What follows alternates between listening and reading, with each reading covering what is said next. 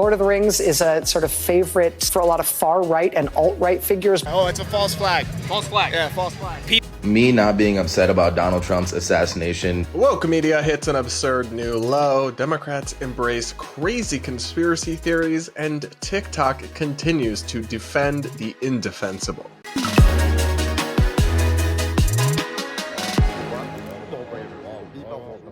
All this and so much more is coming up on today's episode of the Brad vs. Everyone podcast, my daily show where I take on the craziest ideas from across our politics and across the internet from a center-right, independent perspective. If you're new here, please do consider subscribing and sticking around.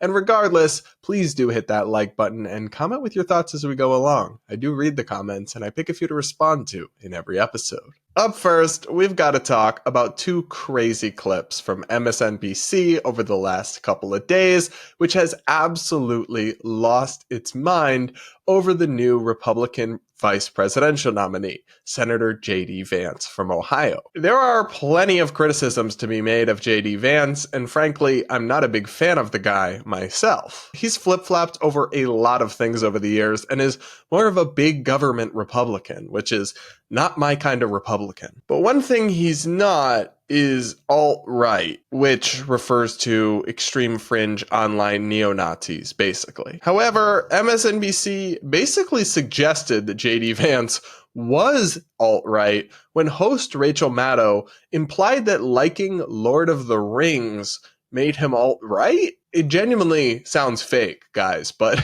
take a listen to this insane clip. Like Mr. Teal, who has named his companies after things in the Lord of the Rings series of J.R.R. Tolkien books. Lord of the Rings is a sort of favorite cosmos for naming things and cultural references for a lot of far-right and alt-right figures, both in Europe and the United States. Peter Thiel names all these things after Tolkien figures and places, like his company Palantir, for example. Like his mentor, like Peter Thiel, who had given him all his jobs in the world, Mr. Vance also, when he founded his own venture capital firm with help from Peter Thiel, named it after a Lord of the Rings thing. He called it Narya, N-A-R-Y-A, which you can remember because it's Aryan, but you move the end to the front. Apparently that word has something to do with elves and rings from the Lord of the Rings series. I don't know. Rachel, babe, put down the crack pipe. You've had enough. She did not really just suggest that JD Vance is alt-right because he likes Lord of the Rings, and then implied that using a name from the Lord of the Rings related to elvish stuff or whatever is somehow neo-Nazi because it's similar in its spelling to Aryan. I really hope you didn't pull something making that big of a stretch on live TV. This is really stupid, in part because Lord of the Rings is incredibly popular with people across the political spectrum. As my friend Robbie Suave pointed out for Reason, it is absolutely true that JD Vance and Peter Thiel are fans of the Lord of the Rings, the fantasy series by J.R.R. Tolkien. Many arch-conservatives and probably alt-right figures are as well. Moderates also love Lord of the Rings. So do liberals, lefties, and the completely apolitical. That's because Lord of the Rings is one of the most popular and best-selling book series of all time. The films, adapted for the screen by Peter Jackson, were among the highest-grossing movies of all time. They won 17 Academy Awards. But apparently, if you, like many millions of normal people, like Lord of the Rings and are kind of a nerd and even name stuff after it or whatever, you're a neo-Nazi now, or something, according to the very serious folks at MSNBC. You really think they would have learned by now to stop this insane Boy Who Cried Wolf script, calling every single thing under the sun racist, white supremacist, alt-right, neo-Nazi, just throwing around these very serious charges like candy on Halloween. To do so when it's not justified is, one, just wrong in its own right. Like, it's pretty evil to call people such despicable things when they're not, but two, it dilutes the power of those words. And then when people actually are racist or are alt-right, nobody really listens to your warnings. This wasn't just one example of coverage from MSNBC, because another host, Alex Wagner, also implied that JD Vance was a white supremacist for a totally ridiculous and absurd reason. Take a listen. He goes on, he went a long sort of a paragraph at least about this plot in eastern Kentucky where his 7 or 6 generations of his family are buried. And his hope is that his wife and he are eventually laid to rest there and their kids follow them. And I sort of understand the idea of sharing the burial plot, but it also it reveals someone who believes that the history that the family should inherit, and indeed the history that should be determinative in the story of the Vance family, is the history of the Eastern Kentucky Vances, and not the Vances from San Diego, which is where his wife is from and where her Indian parents are from. But in America, it doesn't always have to be the white male lineage that trumps that defines the family history, that branch of the tree supersedes all else. And I just think the construction of this notion reveals a lot about someone who fundamentally believes in the supremacy of whiteness and masculinity. And it's couched in a sort of halcyon, revisitation of his roots, but it is actually really revealing about what he thinks matters and who America is. And that America is a place for people with a shared Western background. And that is the idea of America. That is the nation of America that he wants to resurrect. This MSNBC anchor, Alex Wagner, really just suggested that JD Vance is a white supremacist because he wants to be buried on a family plot where his ancestors are buried. This is so absurd. Wanting to be buried where your family was laid to rest for generations is a totally normal thing. His wife is a second-generation Indian immigrant. She was born in America, but her parents were born in India, so there is no plot of land dating 6 generations back or whatever here. It's not choosing the whiteness over the immigrant. It's just like there's a family tradition for one side and there's not one for the other. It doesn't have anything to do with believing white people or males are superior. I mean, this elitist, out-of-touch, liberal cable news host really suggested just now that millions of Americans who are good people without a racist bone in their body must be secret white supremacists or male supremacists and sexists because they value their family lineage? Newsflash, babe. Normal people don't look at this and think, wow, there must be something wrong with JD Vance. They see your coverage and think, these people are lunatics. And again, we have this boy who cried wolf phenomenon. MSNBC anchors will overuse the word racism and white supremacist so much and throw it around so lightly when it is not something to be thrown around lightly. It's a grave accusation that they dilute it of all its power, and no one takes them seriously when they actually do highlight someone who's genuinely racist or hateful. And that's a real shame, but the mainstream media really only has themselves to blame for that one. Up next, everyday Democrats, at least a hefty portion of them, are essentially going blue QAnon. A shocking number of normal Democrats on the street think the Trump attempted assassination was staged. We're going to watch a clip from James Klug where he went to Huntington Beach, California, and just asked random people on the street for their thoughts. A lot of them, presumably Democrats and liberals, thought it was staged or some sort of false flag event. Let's take a look. Oh, it's a false flag. False flag. Yeah, false flag. Somebody died and 2 people injured. What do you think about that? False flag. False flag. I thought it was magnificently staged. It was professionally done. It almost looked real. Wait. Staged by who? Oh, by Mr. Trump, of course. I think this whole thing is staged. You think it was staged? Yeah. It depends on everybody's view. Yeah. View of the assassination attempt? What do you think? Does it kind of depend on where you're standing, whether or not you agree with the assassination attempt or disagree with it? I just don't see that being the truth, but that's I'd rather just not make any comment. Really quick, what are you talking about the truth? What do you mean? Oh, you just don't believe it was an assassination attempt? No. Please don't. No. We're so anti-Trump. I don't even want to. Was it a bad thing, though? Was it a bad thing? Would you condemn it? Oh, that he got shot at? Of course. Yeah, you never do that. Of course, you don't do that. That's all I'm asking. Yeah, that's really bad. Yeah, exactly. You don't do that. Was it staged? Probably. Staged? Yeah. Okay, so you think Trump maybe staged a fake assassination for support? Okay. Now you might think, as I initially did, that this is probably nitpicking. This probably isn't a very representative sample, and only a tiny percentage of Democrats believe this. As Trump would say, Wrong. Andrew Kerr of the Washington Free Beacon reports that 1/3 of Democrats believe the conspiracy theory that Trump staged the assassination attempt. As he writes, a Morning Consult poll shows that 34% of Democratic voters found it either definitely or probably credible that Trump staged Saturday's shooting, with less than half, just 45%, saying the conspiracy theory is not credible. So guys, this isn't just a couple people, a couple nut jobs out there. There's always going to be crazies, right? This is a belief held by a huge swath of everyday Democrats. And it is batshit Alex Jones level insane. I mean, this is essentially woke QAnon. There is zero evidence to suggest that this was staged, and ample evidence to prove otherwise. Dozens and dozens of eyewitness accounts. Videos of the dead bodies being carried out after the shooting. Footage speaking to an emergency room doctor who was on the scene, who is covered in blood and talks about how he tried to save the man who was shot. I heard the shots. I thought it was firecrackers to begin with. Somebody over there was screaming, he's been shot, he's been shot. So I made my way over. I said, I'm an emergency department physician. Let me help you. The guy had spun around, was jammed between the benches. He had a headshot here. There was lots of blood, and he had brain matter there. Oh, and so I got him. There's a helicopter coming in to get him.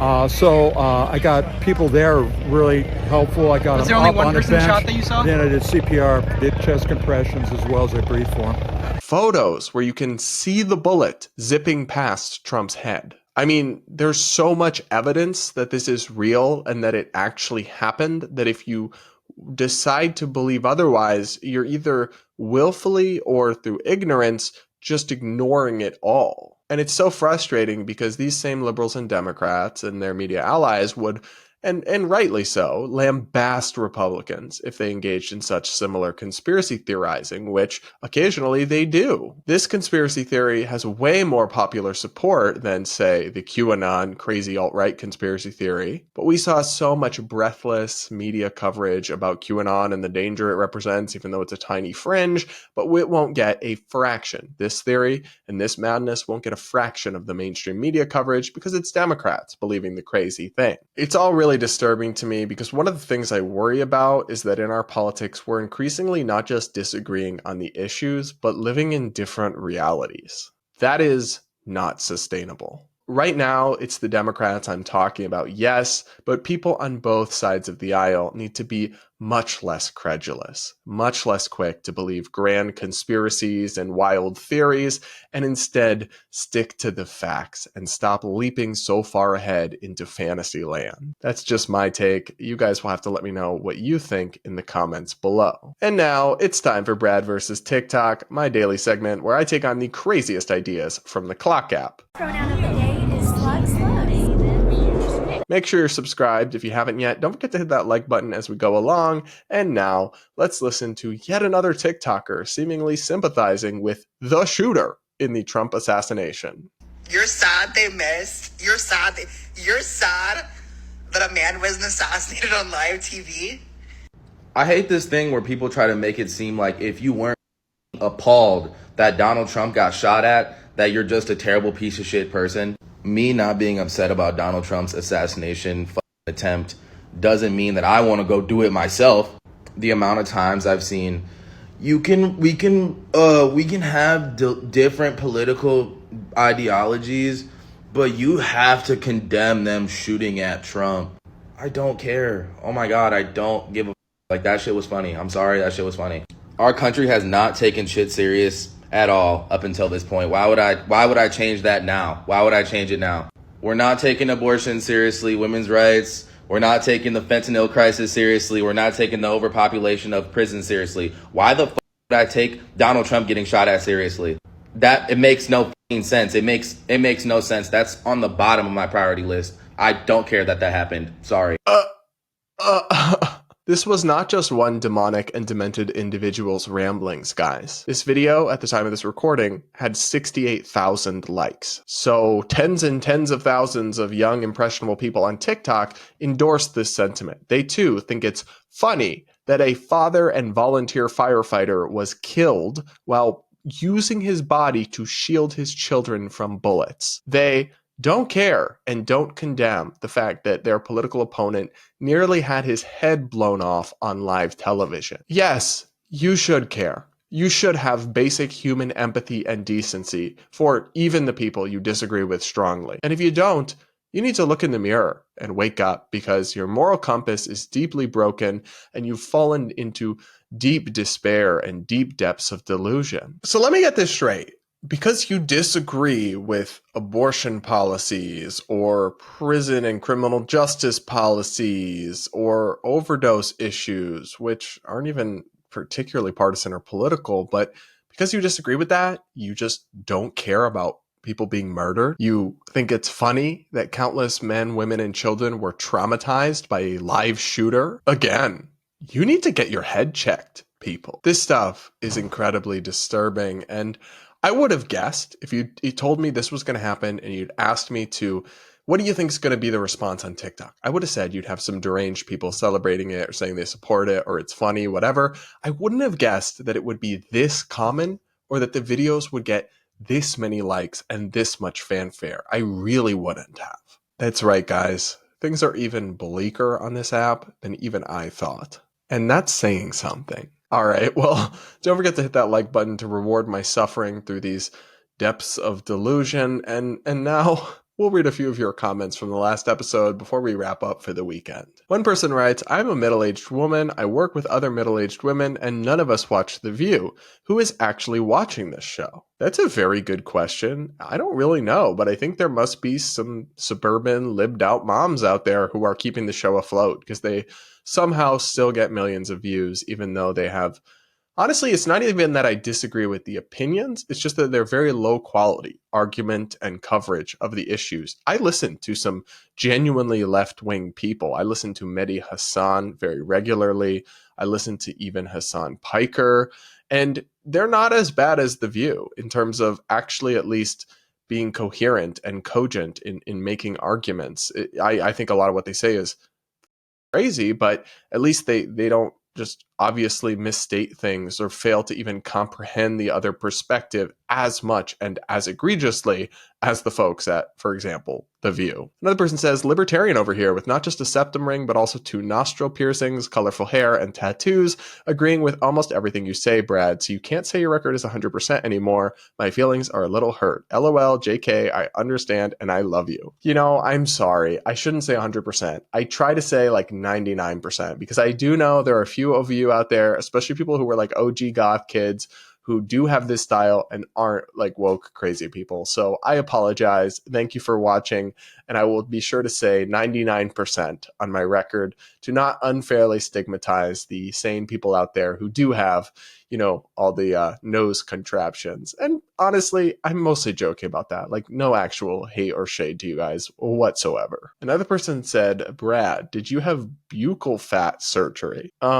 No, and I didn't even know what that was. I had to Google it. It's like you get the fat sucked out of your face or something. No, I've just always had pretty pronounced bone structure. I have lost, you know, like maybe 10 pounds over the last 6 months. So maybe that's if my jaw is looking more pronounced or something. But no, I did not get buccal fat removal surgery. Pfft. What kind of money do you guys think I'm making? Jeez. Another person said, sir, please don't throw all vegans under the SJW bus. It's a very reasonable ethical philosophy, not a cultish virtue signal. I mean, veganism is just not eating helpless animals when we don't have to. But wokeism is typically self-centered, not hating. It just sucks being lumped in with all the other stuff. Yeah, I'm sorry about that. That was just meant as a joke. I don't really mean to suggest that all vegans are woke, and I have nothing against vegetarians or vegans. Honestly, if I think about it for too long, I start to find myself agreeing with them. So I try to stop even myself from going down that path. Another person writes, OMG, 50 rounds of ammunition? How was he even able to carry that much out of the store? He must have had help.